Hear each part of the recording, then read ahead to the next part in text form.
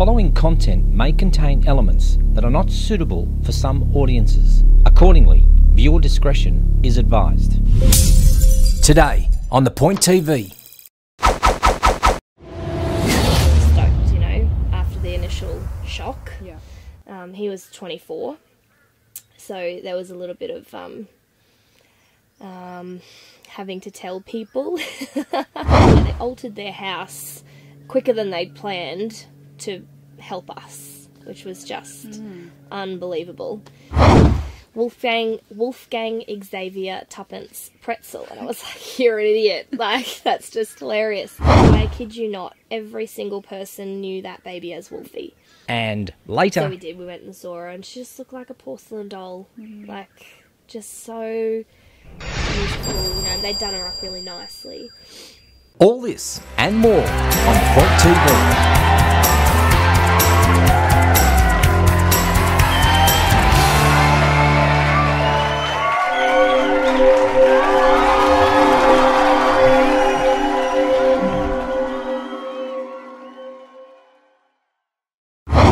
So, Carissa, welcome to The Point TV, our stillbirth talk series. Thank you so much for being here.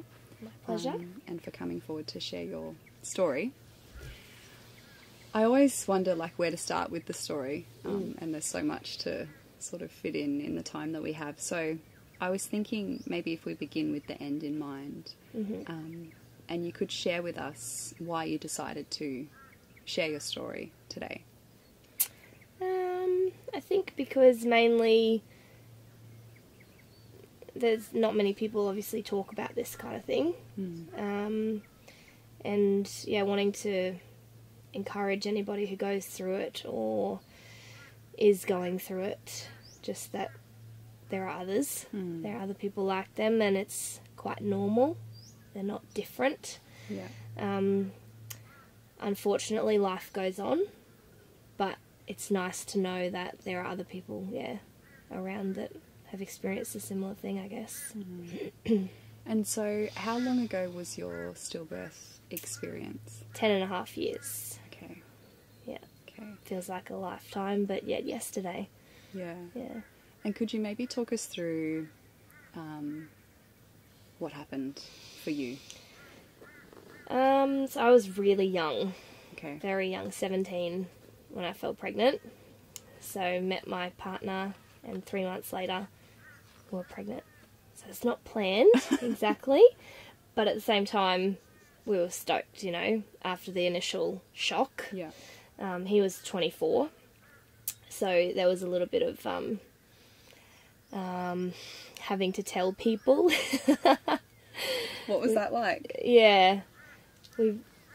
It's funny because we freaked out to tell my parents, because I'm like, oh my word, you know, they're gonna hate you, and they're gonna like, what are they gonna do? You know, we freaked out, and but we told them. I legit didn't even say words to my mum. They came home from camping, and they got out of the car, and I was like, hey, just got something to tell you, and she just looked at me and goes, you're not.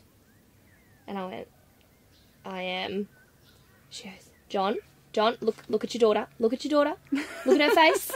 Look at her face. And he goes, oh. And I'm like, guys, how do you even know? Like, and they were just really supportive. They were like, oh, well, yep, okay, well, you'll have to move back in home, and I'll be here to look after the baby when you finish your apprenticeship, because I was an apprentice hairdresser. And, yeah, that's cool. I was like, okay, that was different than what I was expecting. And probably telling my husband's parents went the opposite. Wasn't quite as, not supportive, but just shock. Okay. Shock.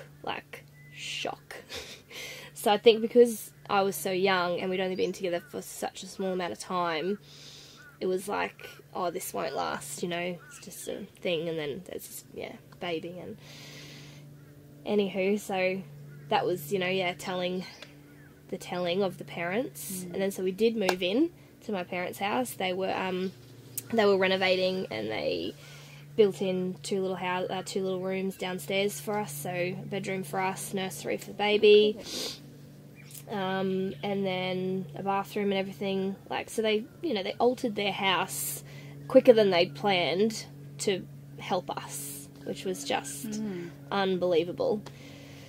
And then, so I would have been about 4 or 5 months pregnant, and my mum, so we're living at home, and my mum's telling me that she's feeling sick, and her breasts were sore, and, you know, she's like, I'm going through menopause. And I'm like, you sound pregnant. I know, because I'm pregnant, and I'm getting all these feelings. Just, don't be stupid. Don't be stupid. I'm going through menopause. I'm like, all right. So she went to the doctors and had all sorts of blood tests, you know, to test all your levels and stuff, and obviously not a pregnancy test because she's going through menopause. They've come back and they're like, so your HCG levels are through the roof. You're pregnant. And my mum was like, what? She's come home and we're all just like, you're pregnant, aren't you? And she was like, yep. Mind you, she'd had her tubes tied, so this was like not possible. So, you know, then her and I are on this journey together. So I am pregnant and she's a bit smaller pregnant, and we walk around the shops and people see you and like, so you guys like sisters? No, that's my mum. But you're a lot bigger than, how does that work out, you know? So we had to explain the story, like, well, my baby will be born first, but it'll be the niece or nephew, and that baby will be born, and then it'll be the auntie or uncle. So that was fun. But come, you know, heavily pregnant, so it was quite amusing actually for us to be pregnant together. It's quite amusing for everyone and for us, I guess. And we lived together, so that was interesting. I was just thinking that. Yep. Anyway, so come 40 weeks, and I was experiencing niggles and pains and stuff, so we went into the hospital, and I think it was late, pretty blurry. I think it was at night, because it sort of would kick in at night, and then I'd be alright during the day. And I was 18 by this point. They were like, you know, put the Doppler on and stuff, and everything's fine, and I'm, of course, on the machine, and no contractions would show. And I was like, oh, I'm having them, I'm not kidding you, like, I'm experiencing all this, like, oh, we could do an internal to check, you know, do you want us to do that? And I'm like, well, what's that? And they told me, and I was like, do I have to have it? What is that? An internal. Yeah, what do they do? So it's when they go inside and sort of check if your cervix is, cervix is soft, if there's any dilation, so if you're at all presenting to be in labour. Okay. Or not. And yeah, so they told me what it was, and I was like, do I have to? Like, I'm 18, first baby, laying there, like, just tell me what I have to do, basically, but if you give me an option, no, I don't want that. Just, no. So I said no, and they were like, that's fine, you know, just go home. And I was like, okay. So went home, and the next few days, same thing. I'd have these contractions at night, no sleep, but then during the day, everything would sort of calm down. And then in the middle of the week, so this was Christmas time, so I had her on the, I have to check, see, that's why I get them tattooed on the 28th of December. So it would have been about Christmas Eve, I think. Yeah, so, I don't know, the dates are blurry. But I had real bad pain, and I went to the toilet, and I, like, just gushed with what I thought was diarrhea, like, just, and it was horrible. I'm crying in pain, and I was like, Stephen, you need to ring the hospital. And so he rang the hospital, and they were like, we need to speak to her. So I'm on the toilet, like, in tears, and they're like, what's the pain? And I'm explaining where it is and stuff, and what's the colour? I'm like, I don't know, I've flushed it, you know, like, it was just, I felt like it was diarrhea, and they're like, oh, well, just monitor yourself, and, you know, if the contractions, or if the pain gets too severe, then come in. Every time I was told to monitor myself, I didn't really know what that meant. And I felt really, like, I felt like I was being judged, I think, because I was so young. So I didn't want to do the wrong thing, or go in too many times, and, do you know what I mean? Like, be overreacting, or, anything like that. So I was like, okay, well, obviously this is normal. So they didn't tell you what monitoring yourself meant? No. Like, there was no... And I didn't ask either, Yeah. though, because I didn't want to say the wrong thing. Yeah, okay. I was like, okay. And I had everyone telling me, like, because Bub had sort of slowed down a lot with movement, I'd noticed, but every second person's like, oh, it's the calm before the storm, and my baby did that, and yeah, there was less movement, and so I just felt like it was normal. So, must have been 2 days later, you know, we actually went forward driving up the beach to try and, like, get things cracking. I still have a photo too of Mum and I in our bikinis and our big bellies next to each other. And then it was, I think the next day I was like, nah, this is it. Like, I am in labour. Okay. Things are hurting. Like, I'm progressing and we're timing it. Let's go. So this is now 6 days after the first presentation. So I'm 6 days overdue as well. So we go to the hospital and, you know, waddle on in, and I'm like, it's happening, you know, yay. And they take you in and they lay you on the bed and get the Doppler machine and put it on, and it's not working. And they're like, oh, we've had problems with these, you know, we've got to go get another one. Get another one. It's not working either. I can't find the heartbeat. It's just not working. So they go and get, like, it's like a portable scan machine, and they bring that in and they're trying, and they're like, we're just having a bit of difficulty to find Bub. Now Bub's probably could just be in a really awful position, like just in a really difficult position to show. And my mum was there and my husband, or boyfriend at the time, and they said, or there might be no heartbeat. And I just didn't even want to hear that. I was like, it's not an option. Stubborn little child. It's just in a bad position. And no one really said anything. And so I held on to every little bit of last hope that I had, you know, and they were like, we're going to have to take you down for a proper ultrasound, and we're going to have to call the head sonographer in. So old mate comes in his board shorts, because it's Christmas holidays and he's not working.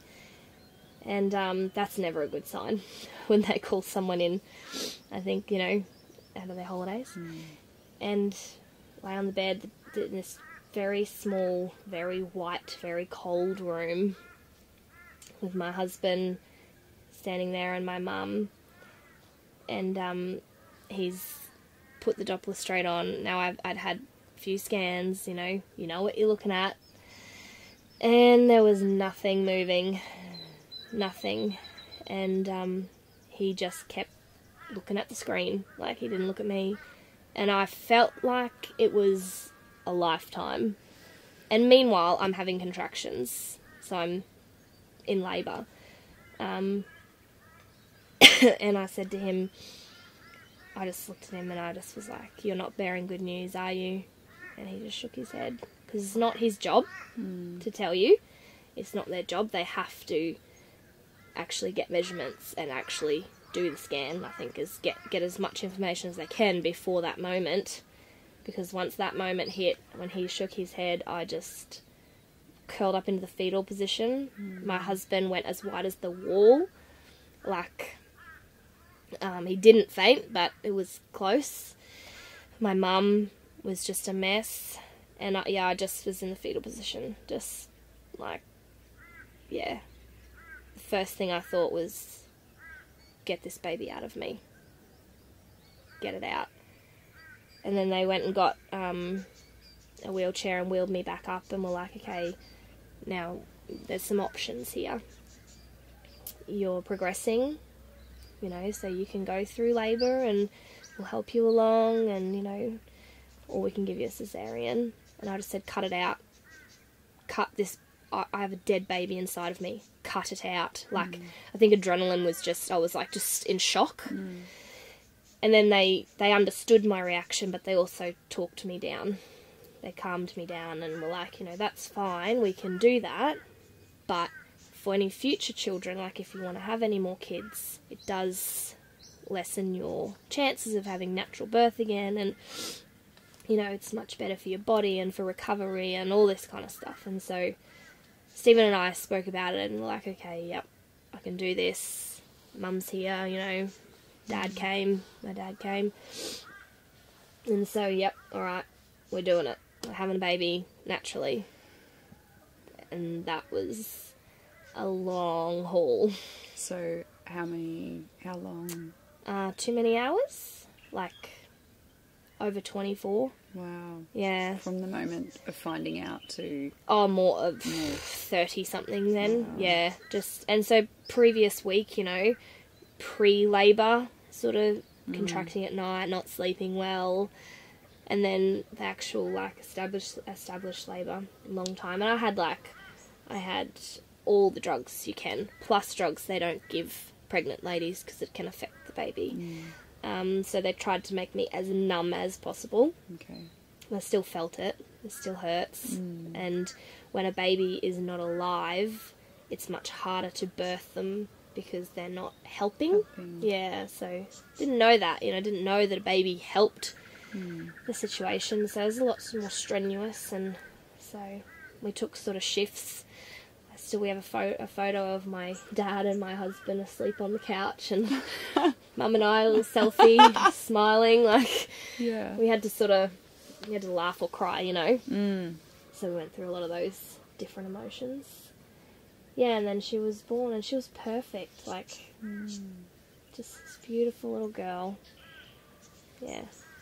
And did you spend much time with her after she was born? Yep, so we had her in the room and some family came and saw her straight away. After she was born. Okay. Yep. My grandfather, Stephen's parents, uncles, aunts. I had 2 little sisters at the time, so Mum was pregnant with the 3rd one still. And yeah, so that was their first niece or nephew. Okay. So Phoebe was only... She was only 5. And Lil was 3. Okay. So what was it like having all of those people around? It was good. It's good for me. Yeah. That was... I'm a people person. They energised me. So it was nice having all that support. Sad at the same time because seeing people who never cry, you know. Like my grandfather, never seen him cry. And he's sitting there holding my daughter and teary. And my dad, oh man. First time I'd ever seen him cry was when I was like 10 and we had to get a dog put down. This was like, oh, yeah, bawling his eyes out, you know, sitting by my bed. Yeah, broken man. Yeah. And so you had family come and visit, and then how much longer did you spend with her before you went home? So I had her in the afternoon. And we stayed overnight in the hospital, but they couldn't keep her in our room the whole time. Okay. So they came in and said, because she's deceased, she has to go into a special room to stay cool. And so that was fine, and I was actually okay with that. I didn't really want her around at that time. And then I called the nurse in the middle of the night, so that Stephen had a trundle bed there, and he stayed with me the night. Called her in and I was like, I want her, can you go get her? And she did, and you know, we had cuddles and stuff, and then they took her back. Then the next morning a couple of my very good friends came and met her and held her, and then we held her and we said, like, there was no reason for me to stay in hospital. I had a catheter in, and that fell out. That's excruciating. I went to the toilet and it came out, and I was like screaming because just blood going everywhere and all this everywhere, and like Stephen calling the nurse button, and they've run in, and thankfully they didn't put it back in. I was like, no, I'm fine. You can keep that out. Thank you very much. So after that had come out, like, there was no reason for us to stay there whatsoever, and I didn't want to be there. We were in the maternity ward in a corner room on our own, but it's just babies everywhere. And so were you aware of, could you hear? Yeah, throughout the night you hear little babies crying, and you know, I wasn't mad or anything like that because I thought what a blessing that those people have a baby. But at the same time I was just like, but I don't have one and I don't want to be here. So yeah, we we left the next day and just sort of said our goodbyes to her. We were like, this is it. This is last time we're going to see her. So we did our farewells and left with a bunch of flowers and some balloons and put them in the car seat in the car instead of a baby. So. And what name did you give her? Kiara Lee Wolfy Pretsel. And what's the... I remember reading in the questionnaire the Wolfy, and I thought I must ask her about the Wolfy. Yeah, so when I first met Stephen, we joked about having children, and he said, if we have a baby, it's going to be called... So our surname is Pretsel. Wolfgang Xavier Tuppence Pretsel. And I was like, you're an idiot. Like, that's just hilarious. Anyway, like 3 months later, we fell pregnant. He's like, oh, Wolfgang Xavier. I'm like, no. So that sort of went on, and then we shortened it to Wolfie. And that was her nickname. I kid you not, every single person knew that baby as Wolfie. So I was a hairdresser, and I would go to work, and every client, how's Wolfie going? You know, she was already known by so many by that name. And when she was born, we were like, that's Kiara, but that's Wolfie. You know, that's how we know her. That's Wolfie. Yeah. If she had have survived, we wouldn't have put that as her name. You know, it just would have been a nickname. But given the circumstances, we were like, nah, that's on her birth certificate and her death certificate. And at the funeral, Stephen's best friend told the story of Wolfie. So people knew. Oh, like, cool. Why is there... What's wrong with these people? Like, what's his name, you know? So, yeah, he gave an overall story of that. Oh, nice.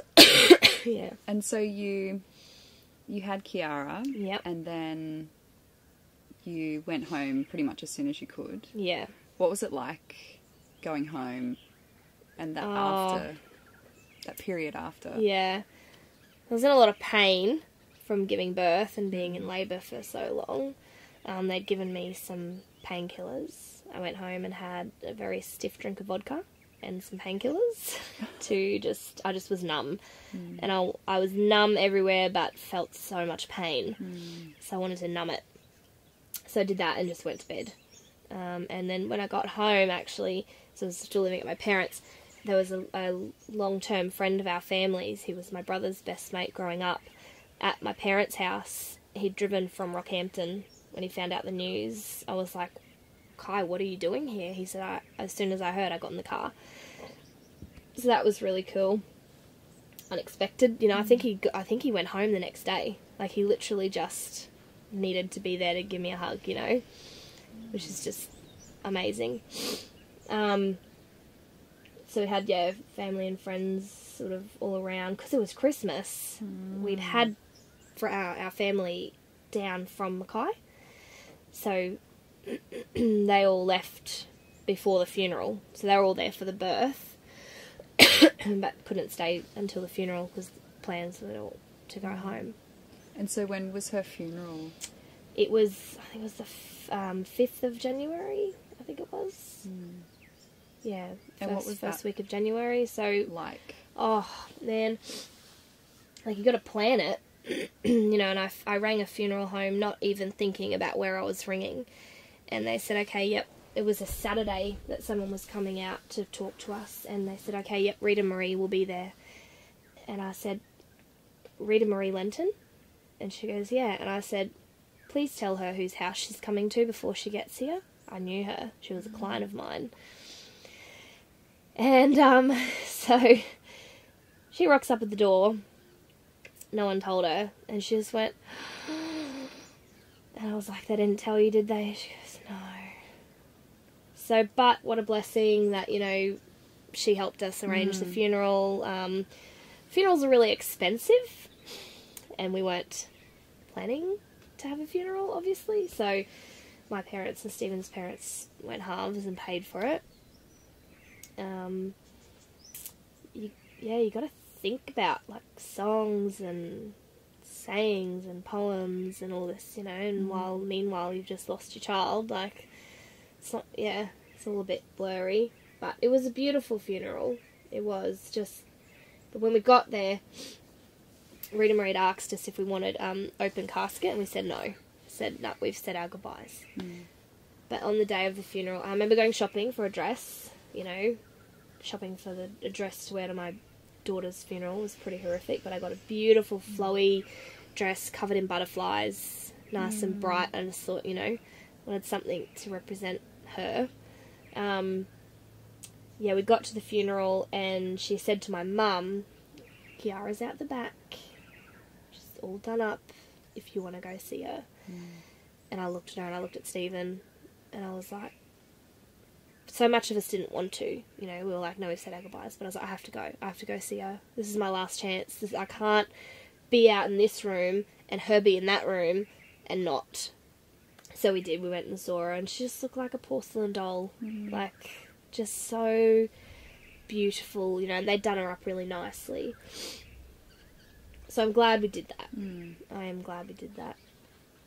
And yeah, my brother spoke and my husband's best friend spoke, and we released some doves. Oh, beautiful. Yeah. So and still those songs, they're so meaningful to me, you know, the songs that we chose.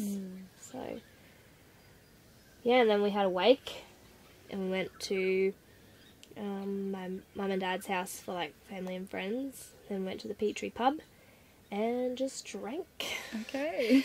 Just drank our sorrows away. And then it got a bit later and we were like, oh, let's go into the valley. So we did. And it's really funny. Like, I wanted to get drunk. I wanted to just drink, you know. I couldn't. Like, I couldn't. I just, nothing would, yeah. We're at this pub, I can't remember what it was called, and this really drunk guy comes up to me and my husband and a friend and like puts his arm around us, random, and goes, because it's like Happy New Year, you know, a week ago. Happy New Year and Happy Father's Day and Happy Mother's Day. And we just looked at each other and we were like, okay. And my husband's friend just like sort of pulled him aside, like, mate, they just had their daughter's funeral today. And he was like, oh, sorry, and like walked away. I was like, that was really random. Yeah, so we didn't stay much longer after that. We went home. Wow. Yeah. And so what's it been like, or what was it like, you know, so you went through the process of having Kiara and then you had the funeral and then that, the time passed, and I know you've said that you went on to have more children, but in between having Kiara and having more children, what was that time like for you? Well, my mum had my sister in that time, you know, a few months later. So we lived in my parents' house. I remember, like, being in the nursery and just sitting in the corner, like, rocking. I just moments where it's just blah. And then other moments it sort of feel like half normal, you know, like life goes on. The world doesn't stop. And when my mum had Grace, that was actually a good healing thing for us, because I think, like, we lived there. I gave her first bath in the hospital. I got to do some of those things that I didn't get to do, that I was expecting to do. So I think that was very helpful. But then we were like, we need to move out. We need to start our own lives. So we bought a house on Bribie Island and moved there. So, and thought about having kids, but thought, no, we'll give it a couple of years. And we thought we were on top of things.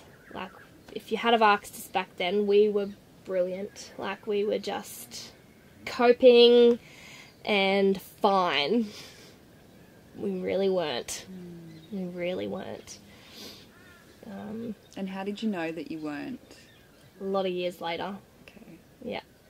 So we sort of did what's normal to the world, I think, and just went on with life and drank a lot and went out a lot and did stupid things. And then fell pregnant with Billy, our eldest. And when we had her in hospital, we met these awesome people that we then became friends with, and they had their girl on the same day. And it turns out he was a pastor, which I didn't even know what that meant at the time. But I was friends with them, you know, we caught up every week, and just because our girls were little best friends, you know, from birth. And a year later, it was New Year's next day, New Year's Eve, 1 year later, I'd obviously had so many thoughts in my head about, she's gone, but where is she? You know, will I ever see her again? I wasn't brought up a spiritual person or anything like that, but this had definitely got some questions going, and I'm like, with a few F-bombs in the middle of the sentence, sort of said to Andrew, like, oh, you know about all this God stuff? Like, what's the go? Is there a heaven and a hell? Where's Kiara? Will I see her again? They're sitting at the table going, oh, there's some pretty heavy questions right there, you know, and it's not exactly a yes or no question either, like, that's deep. That's really deep. Shit. They gave me a Bible, and I was like, what do I do with this, you know? And Farah said, I'm starting a women's Bible study next week or the week after, you know, we're going through the book of John, you should come. It might help answer some questions. And I'm like, oh, what the hell? Well, okay, why not? You know, whereas usually, like in the past, I would have been like, nah, it's not my scene. But something, I was drawn to them, something in them that was special, you know, and so I went. And I was like, these people are really nice. Like, they don't judge me, even though I'm nothing like them. They, like, if I have a question, they'll answer me, like, not like I'm a retard. Like, do you know what I mean? Like, it was just really encouraging. So I kept going. And I'd never opened a gospel before. I'd never opened the Bible like that. And I found out who Jesus was. I didn't know before. Found out what the whole point of the cross was. You know what I mean? Like, I was learning this stuff, and then I came to a point, long story short, where I was like, I like this. Like, I believe this. I want to give my life to Christ. And I did. And at this point, Stephen and I were still together, but we weren't engaged. We weren't married. And then, no, we must have been engaged, actually. Anyway, and then we did pre-marriage counselling through them, and the whole thing's still, like, I had more of an idea now of where my daughter was, and I got more confidence that I would be with her one day, but we still had her ashes at home, like, we got her cremated. Through marriage counselling, the Bible was open to Stephen for the first time, and he then was seeing what I saw, and, you know, they were talking to us about marriage and families, and we started putting this stuff into practice, and we'd come back the next week and we'd be like, this is really good. Like, we had our first conversation in like 5 years. You know, we've been together for so long, but we talked in depth, like with meaning. Anyway, so my husband also decided to give his life to Christ. And then a week before we got married, we got baptised. And then we got married. And then we fell pregnant again. And 5 years after we had Kiara, we were like, we have her ashes. What are we going to do with them? And for a long time, I think that was my thing to hold on, you know, hold on to. And it was, if I was having a bad day or something, I would hold them and, like, talk to her. And I come to realise that that's not her. It's a little cute ceramic thing with some ashes in it, but her spirit is with the Lord. I don't need to hold on to that anymore. And I think as like a practical symbol, you know, for our love for her and our like assurance that that's not her, that she is with Jesus, we spread our ashes in the ocean on her 5th birthday. Wow. Yeah. So that's, without my faith, we would have continued not being okay. We really weren't okay whatsoever. We did really stupid things, and we would have just kept doing that. I don't think we'd be together now, and I don't think we'd have 4 beautiful children. It's pretty simple. And so you said that you went on to have 4 beautiful children, and I'm curious to hear about what the pregnancy after Kiara was like for you. There was definitely anxiety. Like, I wanted there not to be. but I felt good, but there was a fear. Like, what if it happens again, you know? So the hospital was really good, and they just said, we'll book you in for an induction. And I went for an appointment at 37 weeks. So they had me as high risk, and I had lots of appointments, lots of scans, because there was no actual reason for Kiara's death. Okay. I think sometimes when there's a reason, it's easier for them to then pinpoint if it's going to happen again or whatnot, but because there was no reason, yeah, they had me as high risk. So I went for my 37-week appointment, and the doctor was really lovely, and he said to me, how are you going? And I'm like, I want to get the baby out. And he's like, let's do it then. And it was, I think, 2 days later, I was booked in for an induction, and I'm like, whoa, like now? Like, this is happening? And, yeah, so we were induced, and had her. So her birth was actually beautiful. Her birth was, you know, I was pretty much drug-free. I'd had some pethidine earlier, which had sort of worn off by the time I had her. And my mum and dad were there for it, so they were there for Kiara, and then they got to be there for Billy. So it was really joyful, like just complete opposite, you know. So lots of tears, but for the good reason. And the midwife, Annie, who delivered Kiara, delivered Billy as well. Oh, that's special. It is.